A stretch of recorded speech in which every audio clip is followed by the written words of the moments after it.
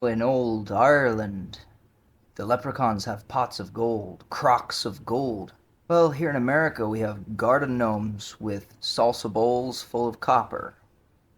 I've been thinking a lot about copper. I'll be doing some videos here soon, long form discussions on copper. I have a few pieces here in front of me. These are Euro cent pieces. These 3 5-cent pieces are steel with a copper coating. I picked these up on a Ireland trip.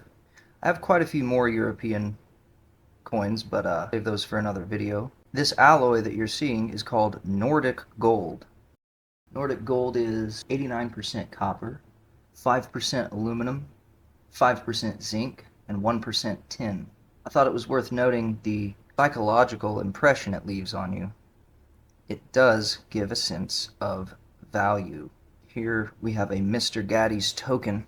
It appears to also be something similar to Nordic Gold, at least high in copper, and it has the original pizza grease running down the face of the clown. Nordic Gold, having a high copper content, forms what we call a patina, which is just a kind of silly word for a layer. And this protective layer formed by copper, to put it into cavemanish terms, it's kind of like the particles of copper have washed away. They have corroded. They have oxidized, whatever you would want to call it, and corroded and washed away, but they form a new chemical compound that has such structural integrity, it can form a protective layer that actually protects the integrity of the greater copper piece underneath. Silver is similar in this way, with its tarnish, even though it does not corrode quite as much as copper. It doesn't wash away in that same way as copper. Gold cannot be washed away. Gold we perform acid tests on because the gold will not dissolve. The high acidic, high pH, low pH, whatever you throw at the gold, it's going to stick around. That's why we call it a noble metal.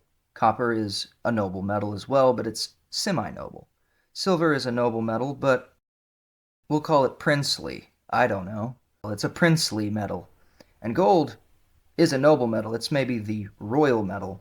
I like to think of gold as a small piece of real estate because it is a part of our planet, a few tons of our earth, chopped up and cooked down and condensed into a malleable, indestructible item. The perception of value around gold is not merely psychological. I typed into Google the question, if the available gold on Earth were divided amongst the entire population of Earth, how much gold would each person hold? And funny enough, the AI came back to me with roughly 30 grams. I don't know if this is true, but I find it hilarious. And it returned to me with the answer, roughly 1 troy ounce. In my upcoming videos on copper, I will be discussing modern US coinage a little bit. The base metals coins that we know today are 91.67% copper. That is the same content of gold in a 22 karat piece. Now, I find this to be something that shouldn't be ignored.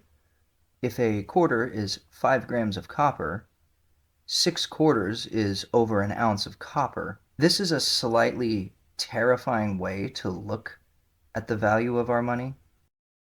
I will be saving most of my change from now on.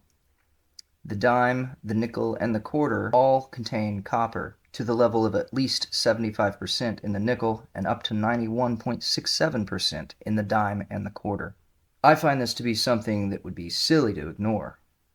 In an era where we have lost the penny, in an era where the penny has been discontinued, copper has reached $6 per pound, gold has reached 5,000, and silver has broke 100.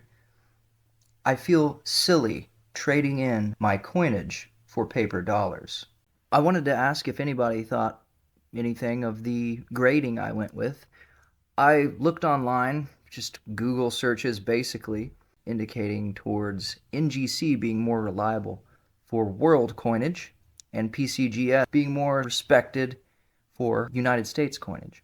And I thought this was a dismissible sort of idea because I live in the United States, so if United States coins are more respected in PCGS, maybe some high-end collecting community isn't going to view this as legitimate as an NGC. I don't know if that's true, but if you want to know what the true petty reason that I went with this particular specimen is because it says rev proof.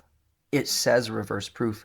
The only other one said MS70 and didn't say proof or PR or anything like that on the graded slab.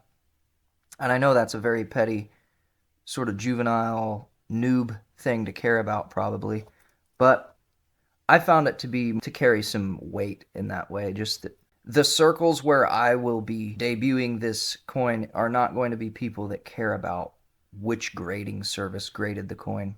But let me know what you think if I made a mistake going with PCGS instead of NGC. This has been Sovereign and Specie. Hope everyone has a great day. Keep stacking, stack tall, stay sovereign.